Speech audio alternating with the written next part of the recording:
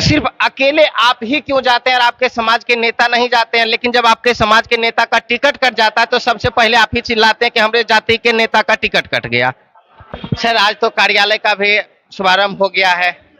बेगूसराय में आप पूरा झंडा गाड़े हुए हैं पीला कलर में, क्या साबित कीजिएगा अब की बार? सर, अभी बीपीएससी का एग्जाम हो रहा था और आप बहुत सारे छात्र छात्राओं के लिए यहाँ बिहार में व्यवस्था किए थे, चाहे या इस संगठन के माध्यम से जो रहने की व्यवस्था कराई गई पूरे बिहार में, 2000 से अधिक छात्रों को रुकने और उनके भोजन की व्यवस्था कराई गई। लेकिन आपको जानकर हैरानी होगी कि उसमें तमाम जाति के लोग थे। अभी हम बेगूसराय में हैं और ये भूमिहारों की राजधानी कही जाती है। यहाँ पे 5 नवंबर को भूमिहार ब्राह्मण महापंचायत का आयोजन किया गया है, जिसको लेकर के आज कार्यालय का भी शुभारंभ किया गया है। यहाँ पे भूमिहार ब्राह्मण एकता मंच के संस्थापक आशुतोष कुमार जी हैं, साथ में राष्ट्रीय प्रवक्ता भूमिहार ब्राह्मण एकता मंच के बल्लभ बादशाह जी भी हैं और राष्ट्रीय जनजन पार्टी के महासचिव सोनू शंकर जी भी है साथ में। और इनसे हम जानने का प्रयास करेंगे कि 5 नवंबर का जो महापंचायत का कार्यक्रम होगा, कितना तैयारी किए हैं अभी तक में। स्वागत है सर। बहुत बहुत धन्यवाद आपको और द फॉरवर्ड टाइम्स के तमाम दर्शकों को हमारा बहुत बहुत नमस्कार। सर, आज तो कार्यालय का भी शुभारंभ हो गया है। बेगूसराय में आप पूरा झंडा गाड़े हुए हैं पीला कलर में, क्या साबित कीजिएगा अब की बार? साबित कुछ नहीं हम लोग करने जा रहे हैं, बस अपनी एकता को प्रदर्शित करने के लिए यह कार्यक्रम का आयोजन 5 नवंबर 2023 को जीडी कॉलेज परिसर में हम लोग करने जा रहे हैं। हम लोग अपनी एकता का परिचय देंगे और अभी की जो व्यवस्था है, लोकतांत्रिक व्यवस्था, इसमें वैल्यू उसी की है, पूछ उसी की है जो संगठित है, जो एक है। तो हम लोग उसी एकता को परिलक्षित करने के लिए, दर्शाने के लिए हम लोग ये कार्यक्रम का आयोजन किया है।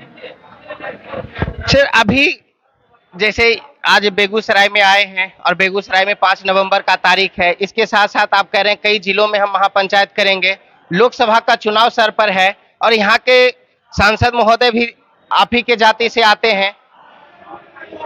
हर जगह आप घटना में भी जाते हैं जहां आपके समाज के साथ दुर्व्यवहार होता है या हत्या कर दी जाती है या गरीबी हालात में, सिर्फ अकेले आप ही क्यों जाते हैं और आपके समाज के नेता नहीं जाते हैं, लेकिन जब आपके समाज के नेता का टिकट कट जाता है तो सबसे पहले आप ही चिल्लाते हैं कि हमारे जाति के नेता का टिकट कट गया। देखिए, हम अपना फर्ज निभा रहे हैं और किसी नेता पर हम व्यक्तिगत नाम लेकर कोई टीका टिप्पणी नहीं करना चाहेंगे। हम केवल यही आग्रह करेंगे कि जिस समाज का वोट पाकर आप विधानसभा और सदन में पहुंचते हैं, लोकसभा में पहुंचते हैं, जिस समाज के नाम पर जब मंत्रालय का बंटवारा होता है तो आपको मंत्री बनाया जाता है, उस समाज के साथ में भी यदि कोई समस्या हो तो आप आगे आकर उस दुख की घड़ी में उसका सहारा बनने का प्रयास करें। और हम ये नहीं कहते कि आप केवल एक जाति के नेता हैं, आपको सभी जाति के लोगों को साथ लेकर चलना होगा, लेकिन इस जाति को इग्नोर करके भी नहीं चलना होगा। इस जाति को भी साथ लेकर चलिए और आप अपना फर्ज अदा कीजिए, हम अपना फर्ज अदा कर रहे हैं, बस इतना ही कहेंगे। सर, अभी बीपीएससी का एग्जाम हो रहा था और आप बहुत सारे छात्र छात्राओं के लिए यहाँ बिहार में व्यवस्था किए थे, चाहे मध्य प्रदेश से हो, चाहे दिल्ली से हो, चाहे यूपी से हो, हर जगह से लोग आए थे और जो व्यवस्था यहाँ से पा करके गए, वो कह रहे थे कि जिस तरह से हमें यहाँ पे भूमिहार ब्राह्मण एकता मंच के द्वारा मिला है सहयोग, हम अन्य जगह भी जाएंगे और अपने समाज का ख्याल रखेंगे।